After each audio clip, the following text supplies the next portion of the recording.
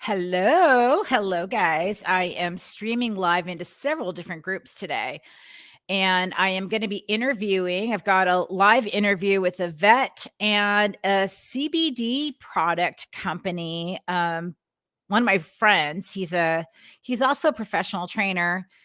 We refer each other back and forth. He's in the local area in Costa Mesa. He owns OC Canine Coaching. And I've got a vet friend of mine, Carol, who's going to be popping in. So as they get ready to come on, I just want to share and connect with you guys before we get started. So, so if you can hear me or see me, let me know. Why would it not be? Okay, I don't know what that means, but we are on in Canine Learning Academy. We are streaming on our day 5. We've had a fireworks and dogs challenge all week long, and this is our last day where we're going to be opening up a discussion. So whether you are a pet parent that's been wondering, hey Holly, if you've been wondering like what kind of medication should I ask for from a vet? What does it look like? I would love to hear from you guys right now. Has any of you tried CBD for dogs? What is that experience? So just type in the comments below wherever you're watching this stream. Say, yes, I've tried it with a student dog, with my own personal dogs.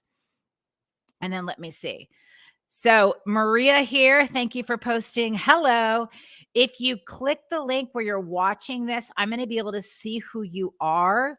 So instead of Facebook user, I'll be able to see your name. Hey, Holly, if you do put in your yes, I can approve to see you on StreamYard.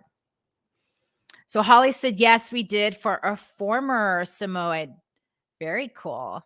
So my experience was like when Bentley, my oldest dog, has started experiencing kind of discomfort and pain. I had gone to the vet and I was really against getting medication right away, mainly because he had already been on medication for allergies. And I was just like, at some point I need to be really, really careful. So I went and said, let me do some research on CBD, what's out there. Well, honestly, you go to a store and you ask somebody, there's 10 different bottles and you don't really know. I mean, for me, I didn't know which was what and what I'm looking for and what milligrams. I know he's a big dog. So some of the people I asked, I interviewed 5 different people at different pet stores. So there's 2 local pet stores. And to be honest, a lot of them were not that they really couldn't give me they couldn't answer all of my questions.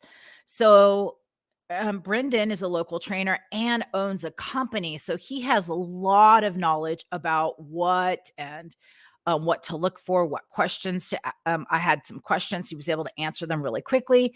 So I thought I'd bring him in and you guys can ask the same questions I did, when it comes to trying to understand a little bit more about it. Before we go there, because he's still logging on, my whole purpose of putting this together is here in the US, we've got the 4th of July just around the corner. We've been doing desensitization at the beginning of the week. Then we went into counter conditioning, helping the dog change the way they actually feel. So we started doing a whole bunch of games, just games all week long. And then there comes to the point where you try things. So if you're a pet parent and you try it, oh, good, you're here. Thank God. I'll put you on in 1 second. So you've got your games that you try all these things. You have to at some point go, it's just not working. It's just not working. So I want to be honest with you guys. If you're a pet parent, if you're a dog trainer, how do you know where you need to actually go get some more support? How do you know? How do you know if the training's working or not? So I've got a whole bunch of questions I'm going to just ask. I'm going to bring Bryndon in. Let's go ahead and bring him up. Hello. How are you guys? Good. Is it better to be on your phone, huh? It just happened to work out. It still gave me the same stuff, but for some reason my camera allowed it. So apologize. Yeah. There's a giant leaf blower that just decided to join, and he's cleaning the condo. So if you can, No problem. let me know. Yeah. So tell us a little bit about how you got into the industry, because how you went about opening up a company like that. It had a lot to do with my other business, which is a dog trainer like yourself. And so I got into that about 11 or 12 years ago. And um, I guess, obviously behavior is my first thought. I work with a lot of different kinds of behavior, and anxiety it seems to be a big one. It's hard to figure out.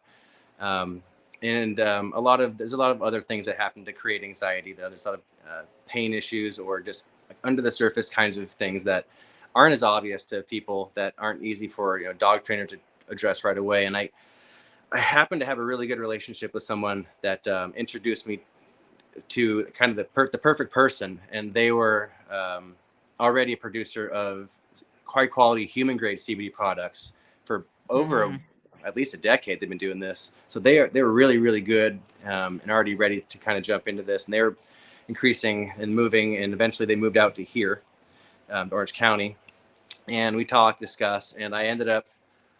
Let's look and get up the screen. I ended up talking with them and formulating one product, just one or two different formulations, and I kind of gave them to all my clients, and I had them try it out, which is probably about 6 months worth of trying out, and I found out kind of a general consistency of what was better or worse, or nothing happened, and I got a lot of feedback. I gave it to my own pets, and I got a lot of good feedback. They actually started, the person who referred me to this, my current manufacturer, still great, very family-oriented manufacturer. Her testimony got me sparked, and it was the fireworks, exactly what we're talking about today.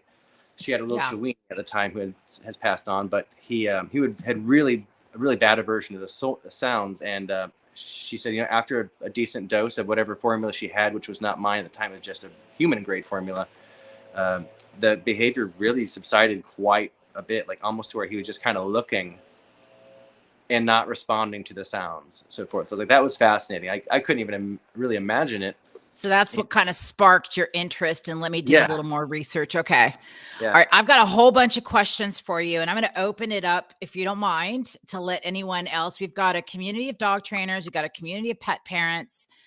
At the end of the day, if anyone wants to learn a little bit more, I'm just going to give them your contact information, if that's okay.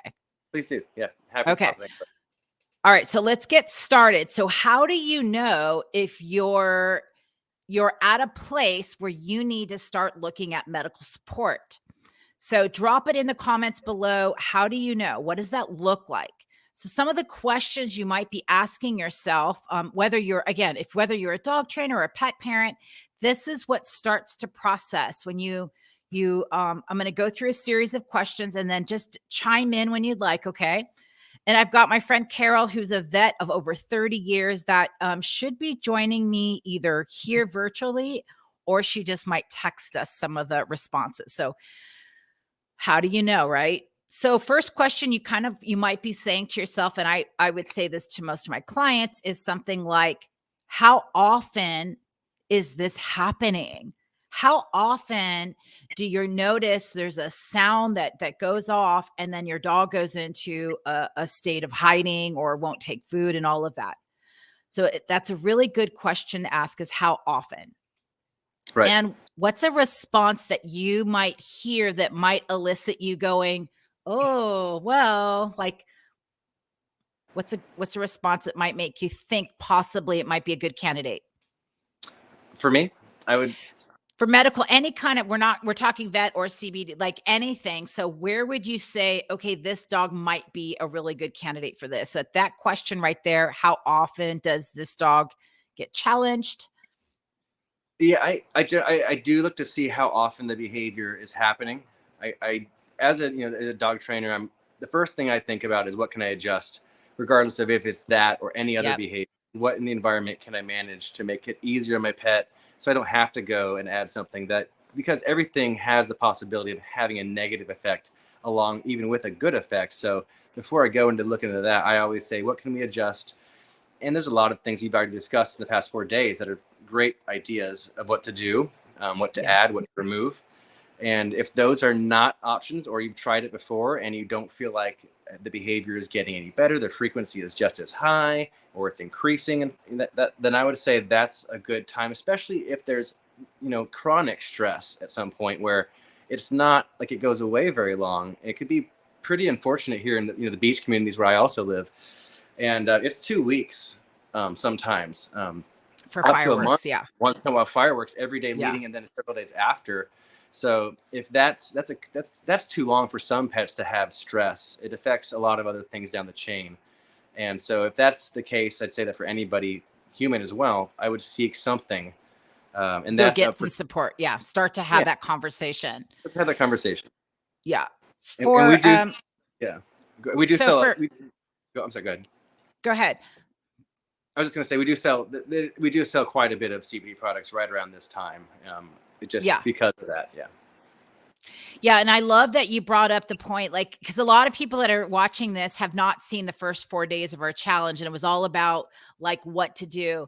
So in the stage where you try to incorporate the sound at a very low volume, desensitizing them to the very like smallest increment of that sound, and your dog is still responding with some signs of stress, that's where you need to start thinking that I've tried this 3 or 4 days and I'm not seeing much difference at all. It's not progressing in the right direction. That's where there'd be a little check mark saying this might be a good candidate for me to go get some help. Right. Especially the experience of daily. So I wrote down here, if you see in the banner below, it says, is this happening daily? So although we're talking about fireworks sounds, there are some people, and we've, Bryndon and I have been on opposite ends where we rehome dogs because we're in a really busy community. So there could be a place that you currently live and you cannot help. You've tried everything. You can't block out the noise that's coming from the train or the air show or the Long Beach Grand Prix. What if it's happening every single day and you can't control that? So that's where you would say, you know what, this situation might be a situation that I can't control. The dog is under stress. It's not just happening for a short period of time. This is happening pretty frequently, and I can't control anything. Right. Right. Yep. Agreed. Next question is, let me just go to this one. How strong is the dog's response? So when you see it, what are the different levels of stress that you see in a dog that's anxious when we're talking specifically about loud noises? Mm-hmm. I actually have 3 dogs now. I just had 4, and I had with even 4. I had one that had 0 response. The remaining 3 that I have now, they have different grades of response, but they don't panic and shut down, shake, run away. They don't give the worst case that is obviously really traumatizing. They are more disturbed. They bark, they run around, they seem a little agitated. They feed off of each other, which is kind of keeps it going. So, it might be different with one pet, but I would say that they're not the worst. My pets aren't the worst case, but there's quite a spectrum from once in a while barking, getting unsettled, getting up, running around, settling again, to full-blown panic, shivering, dilated eyes, salivating, all that kind of hiding under the bed, where that's probably the worst case. Or digging, jumping off of a balcony, a second-story building, all of those. So when you look at like how strong is a response, you want to, when a vet asks you that kind of question, you want to respond with some very descriptive words. My dog hides under the bed for 20 minutes before they come out, or I don't see my dog for the rest of the evening, or I can't even take my dog out. They start shaking, shivering, or they try to find me. So try to write down what you're seeing, not just how you think the dog is feeling, but describe what you're actually seeing your dog do. Right. Right. Exactly. When it comes to any medication, behavior medication, I generally try to give a pretty good history as of why. And if it's not for noise and other things, sometimes I invite, a behavior professional over to kind of say, should I, just in case, because there's a lot that, the novice or a normal owner might miss, but it's nice to say, yeah, you're right. Your dog is actually doing pretty bad, and from my experience, these are the things I've seen help possibly, I have a kind of a better eye on some behavior. I feel like then I can say with my experience that this is unfortunate, and he's probably not Yeah. going to improve in this short amount of time with where you live.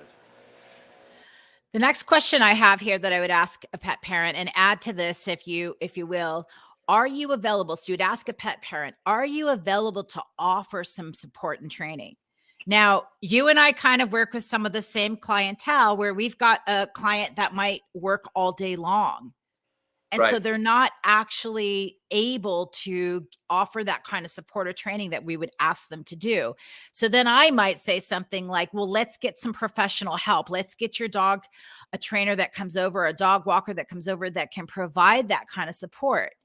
And if the answer is no, I cannot jump in to help, for whatever reason, without judgment. If they just answer that question and the answer is no, then they also are a good candidate for, getting some extra help, or at least seeking the idea of, I might need to go get some medical help for my dog.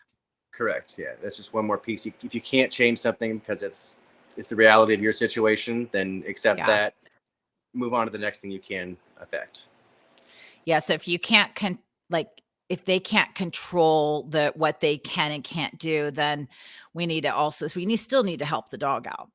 Exactly. So the other question I have here, does your dog struggle to eat or go into hiding for hours? This would be a really, for me, it's a question I would ask to see how long the dog is taking to recover. Now, some dogs bounce back right away, right? They have a really quick recovery. They go right back to eating. And then some dogs are just trigger stacked. They're just at their max, and then they need to sleep. They need to go down for like 2-3 days. So does this a factor of whether a dog really needs to get some extra support? If you notice this kind of not eating, hiding for the rest of the evening? Oh yeah. I mean, that's a sign of stress for me in any situation. I mean, if I look at appetite as a good marker or metric for everything, at least once or twice a day, depending on how much I feed my dogs. And it tells me a lot about their stress levels, regardless of if it's a noise issue. I know that they may not be feeling well in some other way. So it's one of the major factors. Hiding, sleeping, routines off, or even the opposite, really clingy, I would say. Those are things that I would say something's up. My dog's not feeling right. Maybe it's pain, maybe it's a noise, maybe it's stress. Something is not feeling right. His behavior's a little off. We should figure out what it is. Absolutely. All right, I got a few more that I would add on here. So one I put down here is, can you control the loud noise? So there I am. Oh, there I am. It's okay. So can you control the loud noise? Meaning, do you have the ability to shut off the sound that's coming in at the level that's coming in that's causing some stress with the dog? So even if it's fireworks, like if you are living right next to where they're launching them, or if you're by a train track, or, do you have the ability to block out some of that noise? And if you can't, again, it might be that since if you can't get in the car and go farther away from the noise, one option is to explore the idea of helping your dog by seeking some information about getting some medical support. Exactly. Can you hear me better now? I can. It's a little quieter. Thank you. All right. Another question is, if you're asking a pet parent, is it a predictable noise? Meaning, that it's going to happen. So you can kind of set things up, in the evening, it's going to go on. So you might bring your dog into your quiet bedroom, or is it random? So if your dog responds to loud noises and it's random loud noises that you really have no control of, the dangers of that is it can happen and your dog can bolt and run off. Where predictable noises are a little easier because you can kind of like say, well, I'm just not going to take them out at that time frame because, that noise might happen. So have you ever worked with a client that was fearful of, let's just say, random noises, and then you were able, because you couldn't predict when it was going to happen, and you ended up talking to them or helping them out? Yeah, that's a really good point. There's not much. I mean, training is really hard when it's not predictable. It's hard to get your treats ready. It's hard to make the environment, easy to work with. You're not even in the same room sometimes. So yeah, anything that's difficult to manage like that or work around, then that's right. That's one reason for sure. I would say let's add something to help us relax, hopefully to where we interpret these sounds a little bit better, so we're not going through the same responses over and over, kind of practicing, as you would say, and kind of strengthening the bad behavior.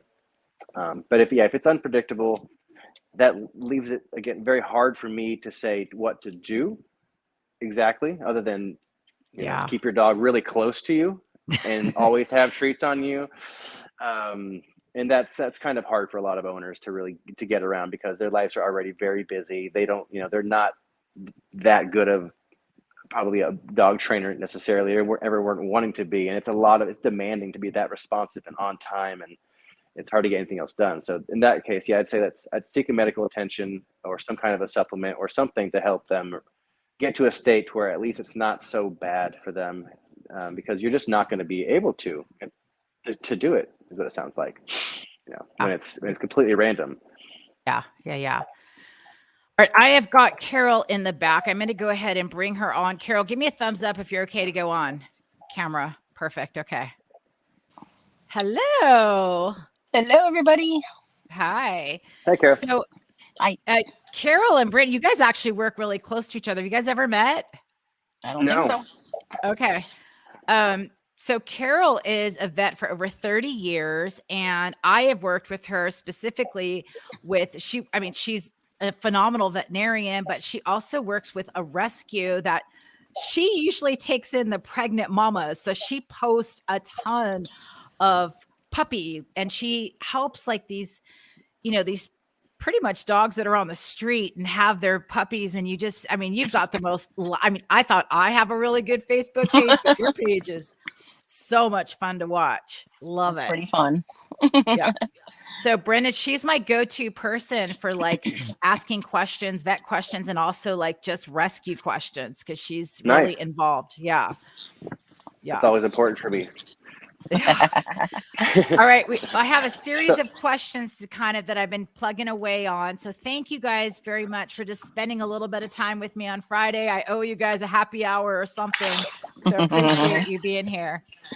So I've got, I had some questions of like, how do you know whether it's time to seek support in one of the two medical regions of either asking your vet or going to the CBD? My experience was, go to the CBD route first. And then if that doesn't work, go to the vet. That's just been the way I've kind of processed things, but it has changed a lot. I've seen like I can get the kind of support from some vets they'll give me the right information. So I'm just going to ask you guys some questions, and just no judgment here. Just simply answer how it feels comfortable answering. Is that cool? Sounds good. All right. So let's go into,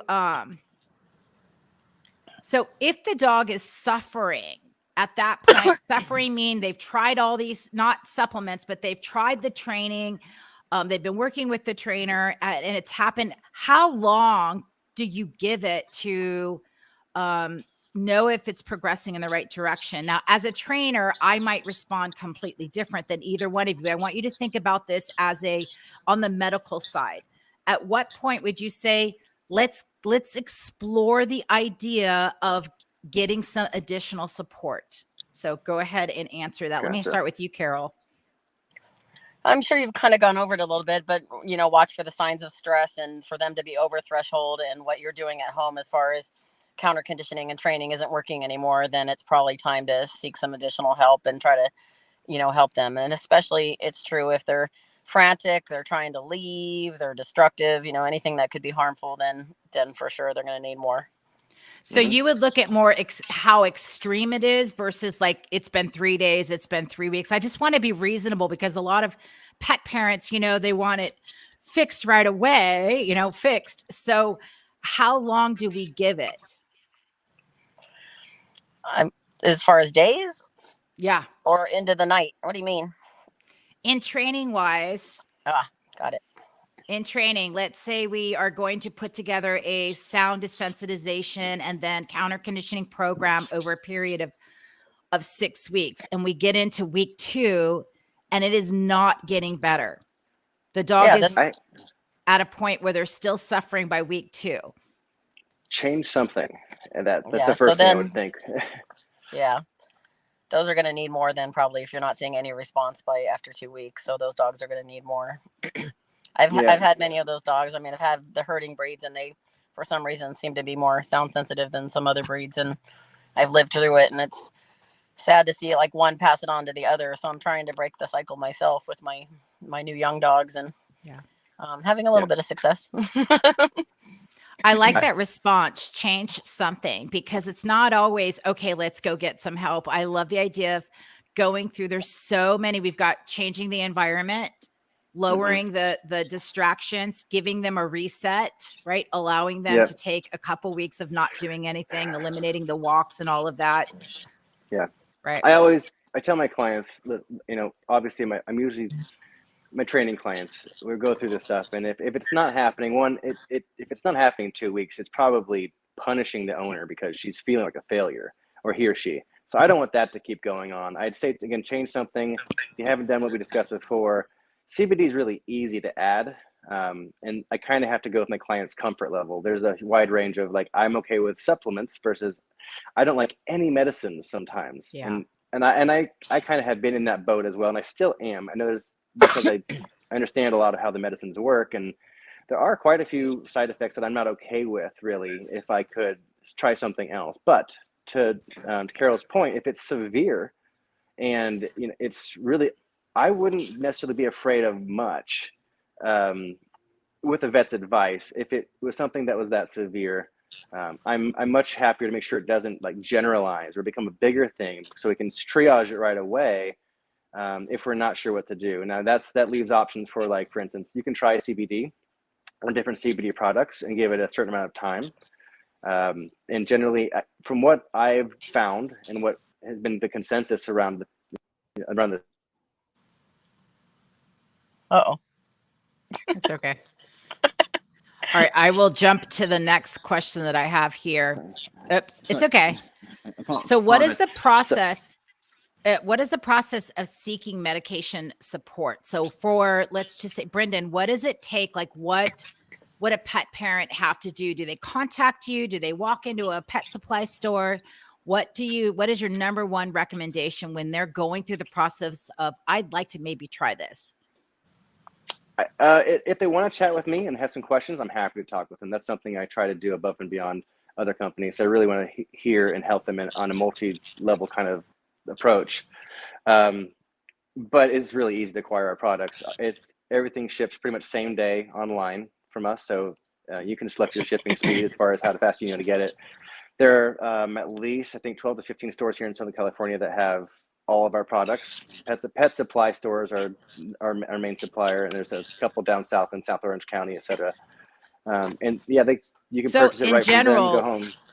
In general, when someone wants to possibly put CBD into the equation, in general, they should contact someone that's an expert and have a consultation with them. You can, but there's just as much information online on my website that I think should suffice as far as questions of how dosage, when to give, how much to give. We have an easy online calculator for dogs based on condition, their weight, the bottle they purchased, how long they want it to last, how much to give, and so forth. So it's really easy. And if that's not understood, then I definitely suggest giving us a call, emailing me with any questions or concerns, and I'll run over, what my best recommendations would be for that. Okay. I do have a question that's coming up, and I will ask that in just a second, Holly. Same question to you, Carol. If someone is, they've been asked by their trainer or by whomever that they should probably go seek some vet help. If they wanted to put their dog on medication, let's just say that that's what they say. What is the process with a vet? Should they call and set up an appointment for a whole evaluation? Is that something that someone can just prescribe? Like, how does the process work for a vet? Yeah, by law, a patient has to be examined to be able to prescribe any medication. Okay. So they would have to schedule an examination with their veterinarian and discuss the options and, assess the pet's overall health, because there are certain medications that do have side effects. And depending on the health of the pet, there's certain drugs we would choose over other drugs. And some vets will also discuss the natural options. By law, veterinarians are not allowed to discuss CBD yet in California. It's different state by state. Oh. But we can discuss, there's lots of other things. There's like rescue remedy, there's calming chews, there's those adaptable collar things. There's tons and tons and tons of natural remedies that you can search online for that are available over the counter as well. So that's something else people can do before seeking veterinary help. I wonder how long it is before you guys can work together, like in that. I don't know. I'm not sure what the whole deal with that is, but that's the last I heard, is that we're still not allowed to give advice. I believe that's still the case. That technically, I believe, is the case. It should be, I think, remedied hopefully soon. Funny thing though, there are at least 2 vets locally, including one of mine, that does sell CBD in-house without a prescription. I'm pretty sure they just sell. They might even write prescriptions. I don't know, but there are a couple here, a few holistic vets or pseudo holistic vets, or one that I think just understands, hey, this is actually helping people or helping pets. I just want to be part of it. Somehow they're doing it, and they're taking a risk maybe, but I don't get into that with them. Yeah, let's not put them on blast. All right. My current veterinarian does recommend people calling me to talk about it because of what Carol just said. So she'll say, I think this might be a case where you might want to talk to somebody I know, and he'll help you walk you through this kind of thing. Beautiful. That's good.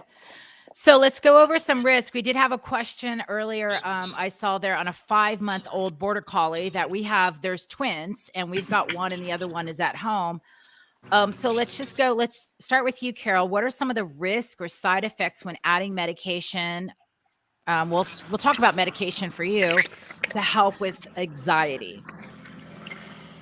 It just depends on which kind of medication and what their threshold is. But yeah, you want to make sure their heart and lungs sound good. And some vets might require blood work, especially in an older pet. If their liver or kidney are compromised, that's how drugs get metabolized and filtered through the body. So if those are compromised, those would cause concerns about the metabolism of the drug and how long it might last and what their response will be. So it just depends on the overall health of the pet,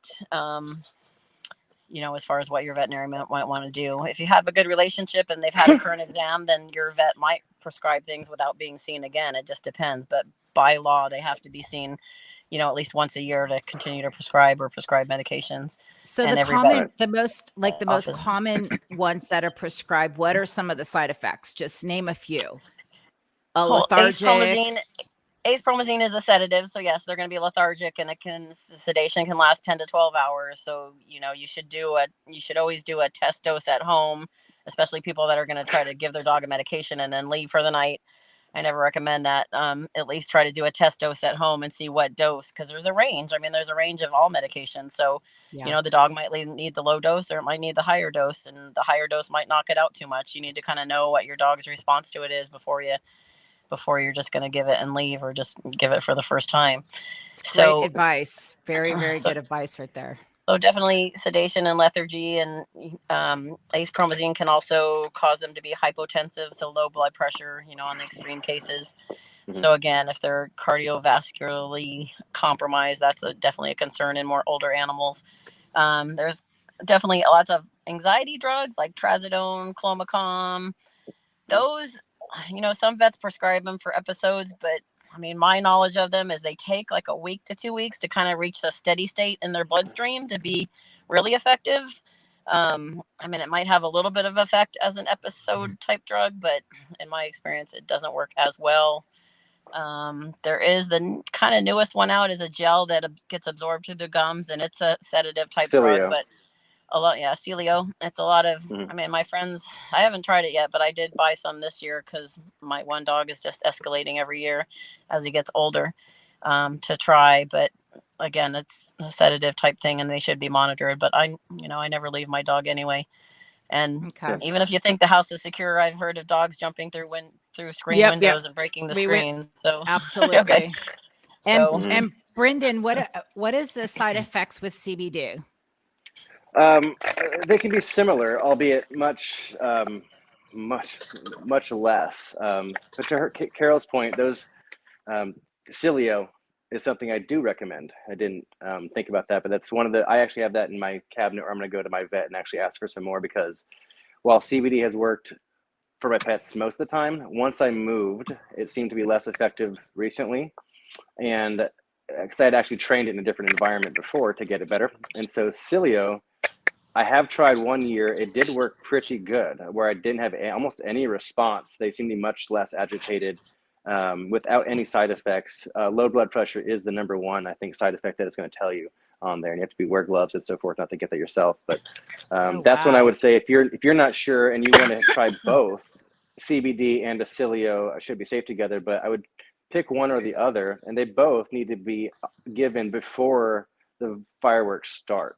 So you can't administer, I would say you're not going to be effective administering either of them unless you do it prior to. And that's typically what I say, for days even, to prime your pet with the CBD, just to get their endocannabinoid system kind of functioning and responding. That seems to be the consensus among pet owners, at least, that they think that's the best case way to do it. And I still advise that. Well, Cilio doesn't need to be done more than a few hours, I'd say, probably in advance. The side effects, however, for CBD are likely going to be very, very simple. One is lethargy, sedation in some pets. Some don't have any of that. Sometimes a dry mouth, low blood pressure in some pets, although I don't see that too often.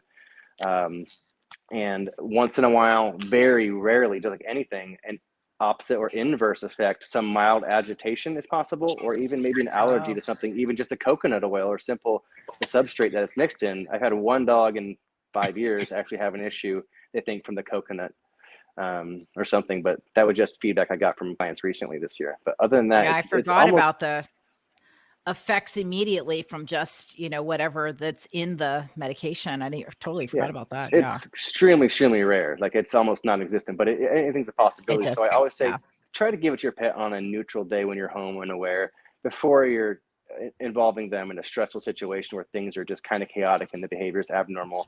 Get a good feel for what your pet does at a certain dosage of normal frequency and say, hey, this is our baseline. We're doing well. Is this enough? We can start adding from here, because the range of dosage is wide, from, let's say 1 milligram per 10 pounds of pet, just to be safe, to 5 times that. And the studies have done 10 times that or more, which is unnecessary, I think, but for safety and, trying to figure out how it works in the blood, so forth. They've done way higher doses for long terms. And they have found it's very safe. Even if they might have liver enzymes that may show elevated, they have not found any cause or correlation to any liver disease or any issues. So it's just something to kind of note. But it's also pretty new. So it's like, it's new. Yeah. There are a lot of, this past couple of years, a lot of really good studies, though, that have made me feel a lot better about things. So a question I popped up on here is, let's say you have multiple dogs and you go and you get a prescription for a bigger, older dog. Can you just give that dog to another? Can you just give that prescription to another dog in the home? Do you need to be mindful of the dose that has been prescribed? Yeah, I mean, everything is dosed by weight and by the health status of the animal, so it would be risky to do that without advisement from your veterinarian. And there's different breed. I forgot to mention that, because a border collie person asked. There's different breed risks too, because a lot of the herding breeds can have a drug sensitivity gene thing. It's very common in Aussies and border collies, called MDR1 deficiency, and they can be sensitive to many drugs, including acepromazine. Right. And Carol, I was going to ask you, the acepromazine is one of the drugs that I truly try to avoid, because it seems to have an interesting effect. I know it's very widely prescribed, and it does its job as far as sedation, but it seems to kind of keep the brain aware or open, but it really turns off the body. And I've noticed that pets can't even seem to get worse, because they really did experience the fireworks. They just unable to kind of do anything about it. Do you feel that's something that's out there? Is that something you've noticed? I mean, when I tried it in my own dogs,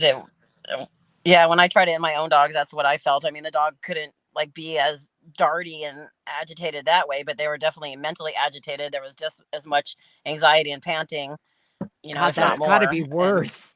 I think It's like, that's totally, yeah. Oh, yeah, that's my worry yeah. is that seems to be overprescribed with, again, Oh CLA yeah. being about the last 5 years. It is available. And so I try to steer people away from ACE if I can. Just because I had the same exact experience as you just described. I'm like, okay, this is not for my dogs, and I had to find some other solutions. Right. so what is the magic, like, what do you actually look for when you do give you give a dose to a dog? What do you want to see them do? I mean, not obviously not be totally and completely out, but what would be ideal? Maybe look really, at go this ahead. girl right here. That'd be a nice picture of a dog who is doing well under Yeah. any circumstance. So I mean, if you're able to get something like that, if even more if they're sticking by you, they're coping. Just like a windy day, like maybe it's Okay. kind of bothersome. That might be something I'm okay with. Perfect. How about you, Yeah. Carol? Yeah, the same, just less agitation, less trying to run and dart. And, the panting is still probably going to be there, but not so frantic, Yeah. Maybe if they can listen to It's tough known to watch. cues, like you can elicit known cues like come, sit, maybe ask them to do some tricks. I'd say they're really thinking versus they're panicking. So Yeah. their front brain, the cerebral cortex is working. They're not stuck in their amygdala. They're not in fight or flight or so forth. Love that. Okay. All right. Last few questions. So on the CBD side, what do you look for? So if we didn't know you and we were looking at 6 different bottles, how do you know what quality is and all of that kind of stuff? I think that's not too hard to figure out now. And I think the majority of the market is fairly safe, especially if it's in a pet store for the most part. And I'm in several pet stores with up to 10 brands in there. Excuse me, I have itch. Most of the ones I've seen seem to have lab tests. I'm always looking for some kind of a COA, which is a certificate of authentication, or I guess that's what it is. And so you're going to see the cannabinoid content on there, if it's low or if it's high or if it's exact. It's often not exact because it's not that perfect of a science, but you want to know what you're paying for, how many cannabinoids are in there, what kind of cannabinoids. If there's microbiology tests or pesticide tests or heavy metals tests, those things are, I think, important to see that they're actually looking into what the manufacturers are giving them, or if they're the manufacturer, they're doing it themselves. Aside from that, what else is in that CBD? Everybody has a little bit different, I guess, blend. Formula. Yeah. Some have flavorings that I may not be okay with. Some have different kinds of oils that may be slower to digest or uptake, or depending on if your pet has a condition, let's say pancreatitis or something like that, where they have an issue with fats, then you might want a certain kind of fat that doesn't really involve the pancreas, like MCT oil, or maybe in a treat that doesn't have a lot of fat in it. So because you might be giving quite a bit of it, that may be something to consider as well. So those are, I generally, and all of our stuff is online. We have tests for everything. We have a long track record of, I've literally never seen anything out of the usual in any of our products in the last 5 years. So I'm pretty confident in our stuff, and we keep retesting. It's expensive to test, but it's necessary, in my opinion, even for a small company. Okay. All right, guys. If anyone has any questions, just drop it in the comment. How are you doing, Carol? Are you getting ready to take off somewhere fun? I leave for Wisconsin Thursday for 5 days for my 30-year vet school reunion. Wow. Oh, wow. And then I'm going to go play on some lakes Congratulations. in Wisconsin with a friend with a pontoon boat. So that'll be fun. You driving by yourself? No, I'm flying. Okay, that's good. Good. So I have Bryndon's information. If you are at all interested in learning more about CBD, contact him no matter where you are in the world, because he will be able to answer your questions. So I'm going to screenshot this. I'll also put it into the communities that we're currently in that's streaming this. Carol, you're mostly in Fullerton. You don't do any kind of traveling. Do you do online or virtual kind of vet checks or anything like that? No, again, California law prohibits a lot of that stuff. I mean, I can basically give like the advice of a technician, but you can't do much telemedicine in California. There's a lot of laws here, you know. Yeah. A lot of the laws. All right, guys, I definitely want to do this again. I mean, it was like kind of, we threw this out there last minute. I want to say thank you guys. It's Friday, 2:00. So it's happy hours somewhere, but we are already getting fireworks in our community. I think it's always helpful to help out people that are wanting to get some, wanting to learn a little bit more. I appreciate both of you guys, jumping in live. Is there anything else you'd like to say? Goodness, how about this? Anybody who wants to try All Paws Essentials, through this, I have a promotional code for 25% off. If you want to put that in the notes or include it in that, use capital YAY, yay, 25, and that'll get you 25% off any order for one time. I'll post that in there I'm going to post your information in any one of the groups so they can just contact you, and then I'll also let them know, when they contact you, just give them everything that they need. Absolutely. Okay. Glad I could help. All right. Thank you guys for joining me. I am going to exit out. So that's the end of our 5-day challenge, and hopefully it was helpful. If you missed it, all 5 days of helping dogs just go from fearful to calm is all up on the YouTube channel. So check it out. And look forward to seeing you guys next time. Thank you very much. Thanks, guys. Bye, yo. Bye. Bye. Thank you.